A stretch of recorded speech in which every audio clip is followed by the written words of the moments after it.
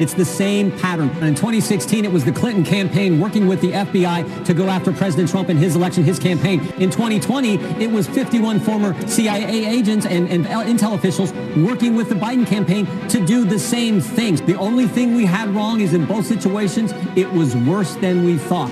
It is regardless devastating to the FBI, and to a degree it does exonerate Donald Trump.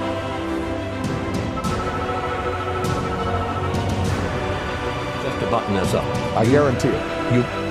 I guarantee that there is no political influence in any investigation conducted by the Justice Department or the FBI, not just in this case, but in any case. And she will be full stop. The report's very clear in the executive summary. No evidence whatsoever to commence this operation, to commence Crossfire Hurricane.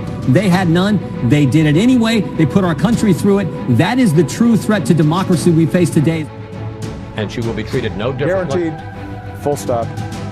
Nobody gets treated differently when it comes to the Justice Department because nobody is above the law. Even if she ends up as the Democratic member. How many times do I have to say this? Guaranteed.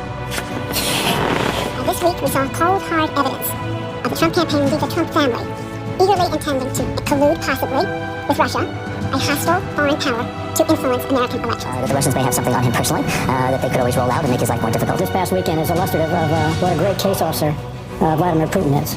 He knows how to handle an asset, and that's what he's doing with the president. Some of the substance content of the dossier we were able to corroborate in our intelligence community assessment. Certainly say with confidence that there is significant evidence of collusion between the campaign and Russia. The American people need to know whether the Russians still have something they can hold over the president's head, the president of the United States. We already know that the part about the coverage that they have on him with sex actions is supposed to be true. At least some members of the media. Some members of the media. Some members of the media. Some members of the media use their platforms to push their own personal bias. To push their own personal bias and agenda to control exactly what people think. This is extremely dangerous to our democracy. Based on our own reporting and word from numerous official sources, the dossier, in fact, is far from bogus. No major thing from the dossier has been conclusively disproven. The intelligence community has corroborated, whoever paid for it, has corroborated a lot of the information that was in there to begin with. Correct. There are actually substantial portions of what was in the Steele dossier, which was a raw intelligence document, that had indeed checked out. You know, I think we're going to actually have to stop calling it the infamous dossier. Increasingly, it's the accurate dossier. Increasingly, it's the damning dossier. Not one word has been disproven. In fact, a lot of it turned out to be right on the money. The dossier, right, which looked sort of out there at first, is getting truer and truer and truer as facts come out. This is a classic example of the right-wing media. It's obvious disinformation. It is so obviously a Russian operation. So obviously disinformation. So obviously a Russian plot. Tell me why it's so obviously a Russian plot to you. This is just classic textbook Soviet-Russian tradecraft at work. Right, exactly. And this is classic, very classic Russian disinformation tactic. Your classic disinformation campaign. We shouldn't look at it as anything other than a Russian disinformation operation. It does bear the hallmarks of Russian disinformation. Hunter Biden's story is Russian disinfo. Hunter Biden's laptop looks like it's tied to Vladimir Putin in Moscow. Is that laptop yours? I don't know. Critical, biased text messages between senior FBI officials Peter Strzok and Lisa Page. There will be no question about the outcome of this election. And she got ahead of herself. This utterly stunned this campaign. Head home. You should get some sleep.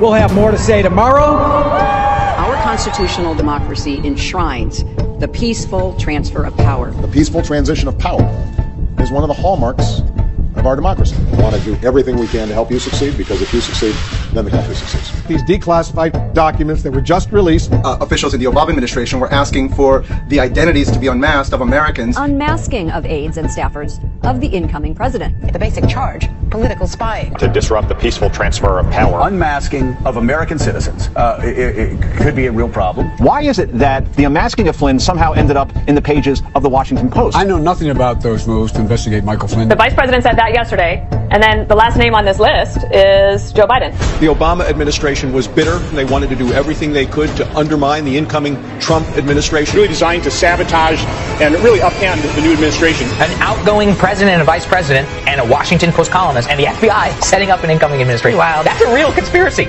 and nobody wants to talk about it. I think 168,000 votes. 138,000 was it, Tim? Yeah, 138,000. You see, this makes no sense. This is not even statistically possible. Where you have linear movement along voting like this, you have a skyrocket. It should have been moving along. The argument is these are votes that came in, and they all came in at once. But the thing that's the irony of it, every last one of them vote for Biden. There was not a Trump vote in there. They all vote, and you do not have a place in any state. Maybe Dixville's Notch, where there were 5 voters at the first thing, and they all 5 voted for Biden. Maybe there, but not when you have something of 138,000. You don't all break that way, and it still shouldn't be linear because you have so many counters counters that are counting across the way, that they're all tallying and reporting, and you don't bunch them in and report one thing. So that doesn't look right for the process. It certainly does not look right for the fact that there is no place of 138,000 where you don't have both candidates represented. I mean, even the bluest city, you're still going to have somebody voting for the other party. And so these two things, it would not be a tight race right now had that's not occurred. And this looks like it occurred maybe 4:30 in the morning. This is about 6:30 in the morning. 6:23 a.m. There you go. Here. Well, 6:23 here. Yeah, it looks like about 4:30 maybe that it shot up here. So those are the two charts. Now you hear that Nevada has shut down. They're suddenly not counting anymore. So there's some crazy stuff going on. If you had to make a prediction, why would they stop counting in Nevada? I mean, people at home are trying to figure out it's the middle of the day. Why would you even stop?